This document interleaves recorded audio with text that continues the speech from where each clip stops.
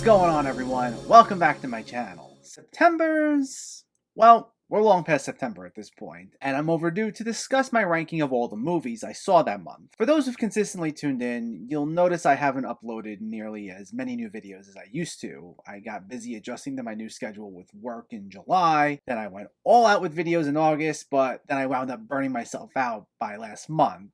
It's not fun. It's something I didn't think would happen, but it all just caught up with me. And it's to the point that I don't have reviews out for about half the movies I'm going to talk about here. I didn't mean for it to be that way, but it happens. I went on a few binges for a few weekends in a row, and I just didn't have it in me during those times to really write any new reviews, especially because I was so behind as it was. But the good news is, I actually have rectified that now, and I do have a lot of mini reviews for what I have missed. You'll see them scattered on this channel all throughout the rest of the year, but there was no way I could delay this video, try having all those out, and attempt to get myself somewhat back on track in a timely manner.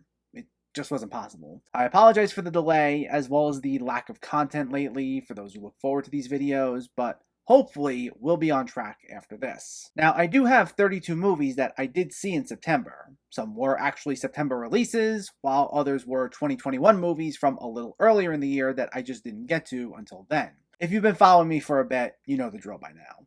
But let's not waste any more time, and let's get talking. In last place is Separation, a film that manages to be cruel, awkward, corny, and dull all at the same time. It attempts to mix this character drama about a Kramer versus Kramer-like divorce story and mix it with a James Wan-esque supernatural horror flick, and it fails pretty hard at both. With the exception of Brian Cox, you have all these horrifically bad performances from normally reliable actors, who are all forced to spew these poorly written lines that barely pass as a first draft, and it all feels like it comes off like a painfully bad soap opera. While there have been a few films this year where I don't think they're quite as bad as everyone says they are, this one definitely fits that mold. At number 31 is Mosquito State, a Shudder original that tries to be a mix of social commentary and body horror, despite never truly feeling unnerving or having anything interesting to say. It features a lead character who's borderline unbearable, as his emotionally distant characterization makes him come off as incredibly creepy, but not in a way that I'd say makes him compelling. It tries way too hard to rely on atmosphere alone, and while it does contain some nice cinematography,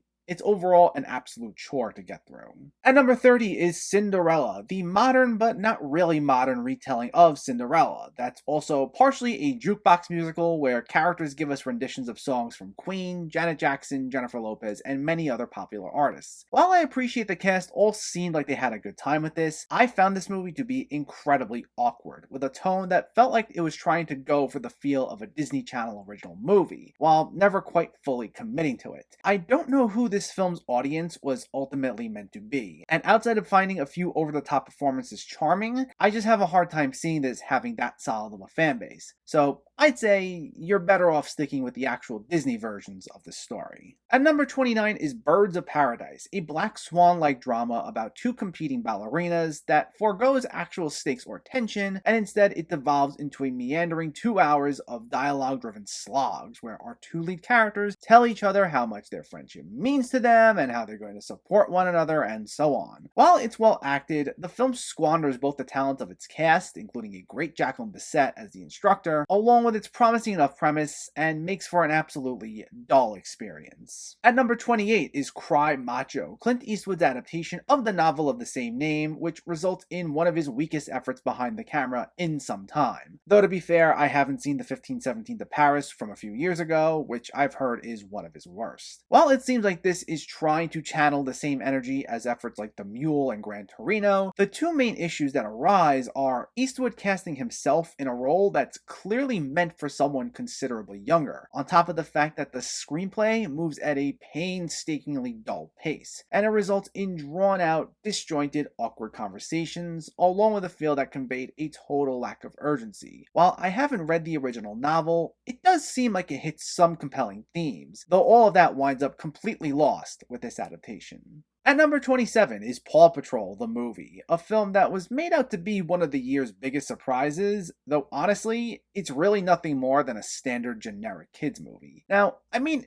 It doesn't do anything particularly wrong, and I think it will succeed in appealing to younger kids because there's a sincerity to it. The voice cast seemed like they enjoyed themselves, and there seemed to be some lessons in there about working together and helping each other. And that's something I think kids will be able to take away from it, and that's great. But if you're not in that target audience, there's really going to be nothing for you. It's an extremely simplistic story with jokes that don't have that broad of an appeal and characters who are pretty one note for the most part. Now, I don't think this is a bad movie, and I respect that it's fine for its intended audience, but that's about all I can say is really positive about it. At number 26 is The Starling, a well-meaning dramedy that attempts to take a nuanced look at overcoming grief, though winds up being nothing more than pure schmaltz. Its solid performances are all undermined by a very on-the-nose soundtrack and long conversations where our characters tell us exactly how they feel, leaving little to the imagination. While there are a few compelling sequences here and there, it misses more often than it hits. At number 25 is Afterlife of the Party, a supernatural comedy that's about as formulaic as they come, focusing on a young woman who dies but gets a second chance to right some of the wrongs in her life. And this is something we've seen in some form or another more times than I can count. It follows all the dramatic beats we've seen in these sort of films, and everyone learns all the lessons that are present in them. Though it seems a little self-aware and actually embraces its cheesiness, which, along with a solid performance by Midori Francis, makes its predictability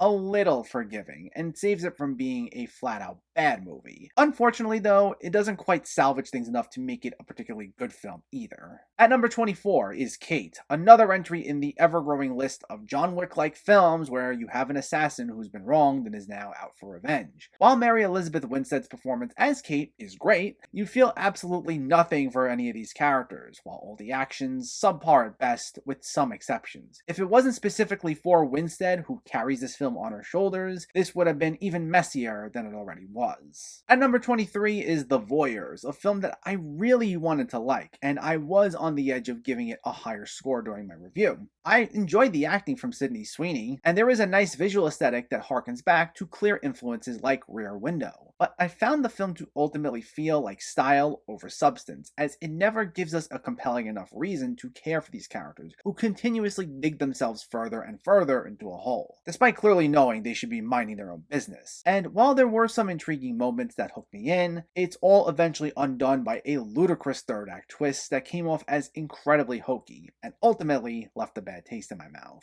At number 22 is 4 Good Days, an addiction drama that is certainly better than some of these other recent misguided efforts, though it's still not one I'd say completely worked. While we do get a pair of fantastic performances from Mila Kunis and Glenn Close, and there are several sequences that present a thriller-like aspect that I liked, I just wished it offered more insight into such a sensitive topic as addiction, including a deeper look into the ways it affects others. While I think it comes from a good enough place, at the end of the day, the presentation felt formulaic and a little one-note. At number 21 is Martyr's Lane, and these next few are either all films I thought were just okay, or I liked, but I'd still just say proceed with caution. This is an incredibly heavy film about children processing grief via a supernatural lens. It's certainly a beautifully shot film and features a ton of great performances from its child actors. Though while it's by no means a bad movie, its relentlessly dour tone is going to feel like a bit much for some viewers. It's one of those films where you definitely need to be in the right mindset to check out. But if you're up for it, it hits some deeper themes while offering some unnerving chills along the way. At number 20 is Percy vs. Goliath, a film that boasts a great performance by Christopher Walken, who actually plays things pretty straightforward for once, without any of the quirky, weird mannerisms we're used to seeing from him. But at the same time, beyond all the performances and some beautiful cinematography, I felt like this needed more of a bite. It's clear the events this was based on were a bit more complex and emotionally draining than what we got here, and it felt like things moved from point A to point B a little too neatly. And unfortunately, it results in what's a by-the-numbers historical drama, though one that's also decently entertaining for what it is. At number 19 is Dear Evan Hansen, a film that I found myself incredibly mixed on because, on one hand, I wasn't a big fan of the title character, and that has nothing to do with Ben Platt's that's casting, and I don't think it quite hit its heavier themes like bullying and depression as hard as it would have liked. But on the other hand, I do commend its attempts at addressing said themes. Plus, I thought the entire supporting cast was wonderful, and I also really enjoyed all the musical numbers. So while I can understand if its more frustrating elements will make you say you hated the movie, its positive qualities were enough for me to say the good outweighed the bad, but only by just a little. At number 18 is Seder, a 7-year-in-the-making horror film that was based on the legend by the director's grandmother, who does also appear in the film as a prominent character. This one was certainly interesting. There's a highly personal feel to it that gives it a strong enough emotional core,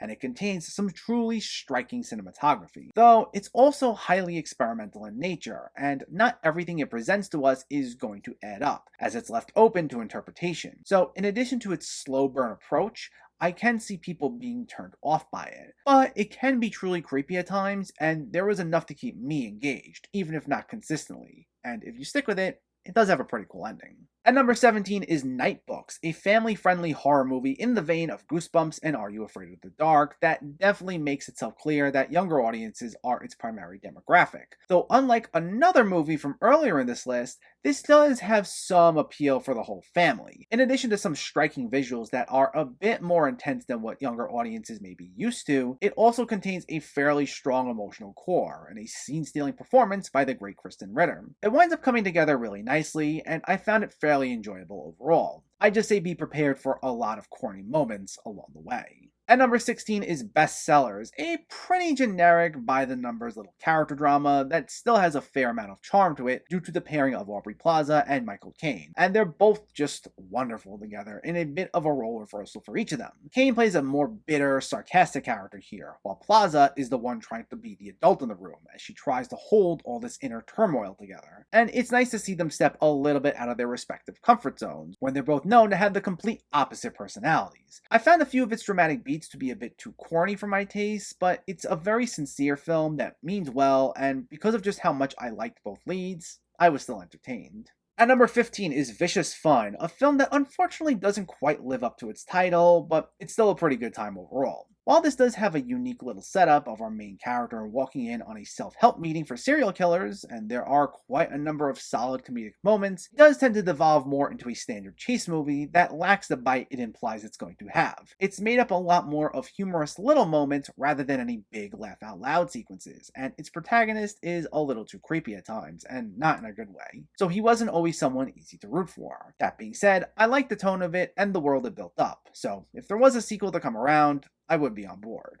At number 14 is Straight Outta Nowhere, Scooby-Doo meets Courage the Cowardly Dog, and everything from here on out was a solid 7 out of 10 or above for me. I had a lot of fun with this one, both as a longtime fan of Cartoon Network, as well as these two characters. Like a lot of Warner Bros. Other animated direct-to-video projects, this feels more like an extended episode of a show rather than a movie, but that's perfectly alright, as it does present us some fun scenarios mixing up the supporting characters of both Scooby and Courage. It definitely relies on you having an attachment to these characters already, as it thrusts you right into things pretty quickly, but if you enjoyed both shows growing up, you'll certainly get a kick out of this. At number 13 is Worth, a drama about the aftermath of 9/11 and the lawyer who attempts to compensate the victims' families. This is one of those movies that works as well as it does because of the performances. Michael Keaton, Amy Ryan, and Stanley Tucci are all fantastic here, and their heated, uncomfortable exchanges really add a lot more emotional weight to the script. Not that it was poorly written, but given a lot of the story revolved around these lawyers having to hear a lot of different family members' stories, and it circles through a large amount of subplots, it doesn't always leave room to hit the emotional heights that it could have hit. But it certainly tries, and it makes for an intriguing enough experience that I'd say is worth the watch. At number 12 is Everybody's Talking About Jamie, a joyous, wonderful musical that touches upon themes of acceptance and following your dreams. It's not quite as hard-hitting as I think it would have liked to be, as it can sometimes feel like a very familiar coming-of-age drama, but it's very honest and sincere, with an uplifting tone that will put a smile on your face. It contains some really solid performances, particularly from newcomer Max Harwood and the always charming Richard E. Grant, and it has a bunch of catchy musical numbers that can be a blast. In a year filled with a lot of notable musicals,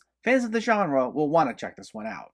At number 11 is Superhost, a fairly simplistic little slasher film that's pretty undemanding of its audience. While not a full-on horror comedy, it certainly does have its fair share of comedic moments that those in the social media world will certainly appreciate, and they're complemented well by a scene-chewing performance by Gracie Gillam as the title character. It's a bit light on the character development, and I wouldn't call it scary, but it's fun, and sometimes that's all you need. At number 10 is Till Death, featuring Megan Fox in what's quite possibly her best role in some time. What starts off seemingly like just another take on Gerald's Game essentially turns into a more adult version of Home Alone, with a cat and mouse chase in this isolated house. While parts of it might not always feel like the most original stuff out there, it balances it out with a number of creative scenarios that make this a fun, action-packed, blood-soaked little thriller. At number 9 is Shang-Chi and the Legend of the Ten Rings, the latest film in the MCU, which is both a loving tribute to the martial arts genre, while also acting as a really compelling character study. The film is filled with a number of well-choreographed hand-to-hand fight scenes that are influenced by various styles, from Crouching Tiger, Hidden Dragon to older Jackie Chan movies. And it also contains one of the best MCU villains in recent memory, with Tony Leung as the real Mandarin,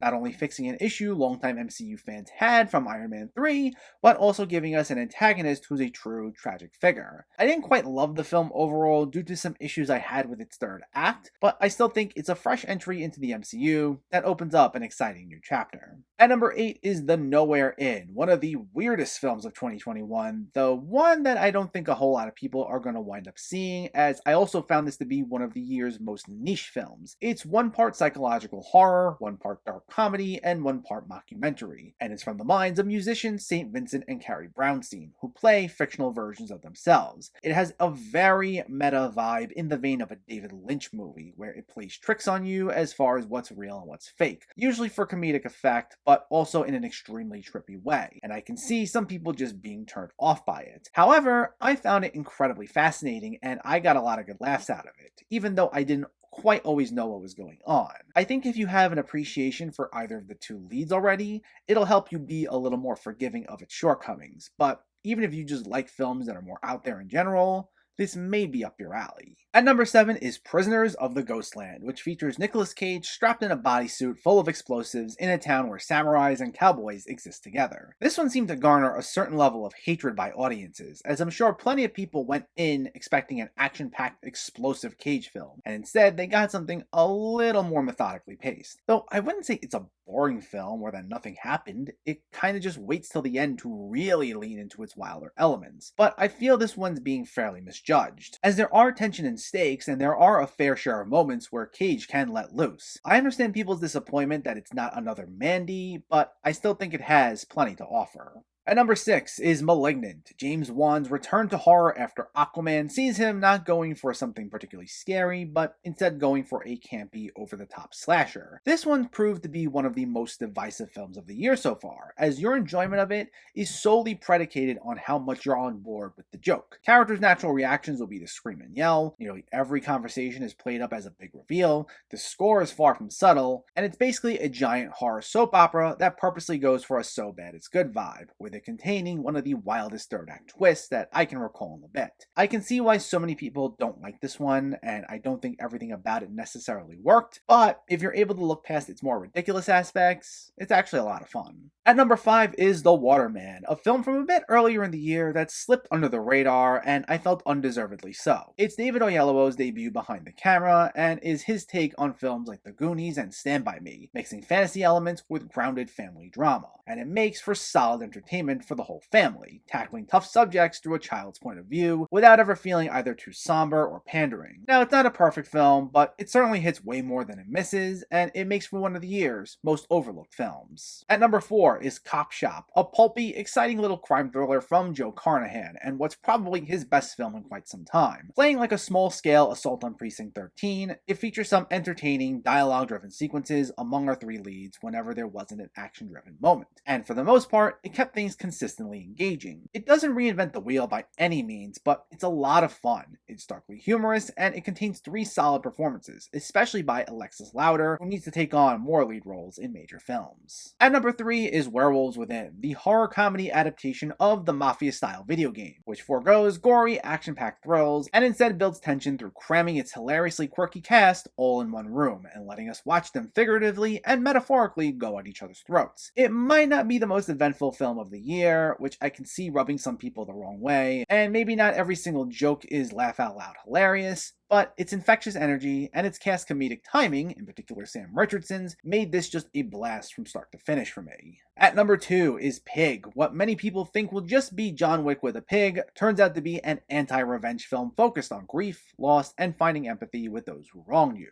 And for the first time in years, we get a return to Nicolas Cage's more somber, introspective side, completely free of his usual over-the-top delivery, and it is just wonderful. While it does take a little bit to truly get going, once it clicks, it's engrossing, as it wraps you up in this quirky world, while also managing to hit such provocative themes that will resonate on such an emotional level. It's a film that operates on a less is more aesthetic for the most part, but it winds up being to the film's advantage, as when it hits, it really packs a punch. But in first place is My Heart Can't Beat Unless You Tell It To, a grounded, hyper-realistic take on vampires that I've been putting off for quite some time, and I gotta say, it was worth the wait when I finally checked it out. While I'm not a big fan of films that go super dark for the sake of it these days, this nails the style perfectly, channeling the feel of films like Let the Right One In. It uses vampirism to tackle themes of what one would go through in order to protect their family, and it's another film that operates on a less is more notion, with a quiet, simmering feel that we know is going to reach its breaking point sooner rather than later. It's classified as a horror movie, and I'd say technically, yeah, that's true, but it's more a look at the emotional toll taking care of this sickly brother has on these other 2 siblings, who do find themselves struggling internally to keep doing what they're doing. It's a bleak, heavy film, but it found a way to strike a balance between its darker elements and its strong character work, and for that, I truly applaud it. I can see it not being for everyone, but I was totally entranced by it, and it comes in as my number 1 movie in September.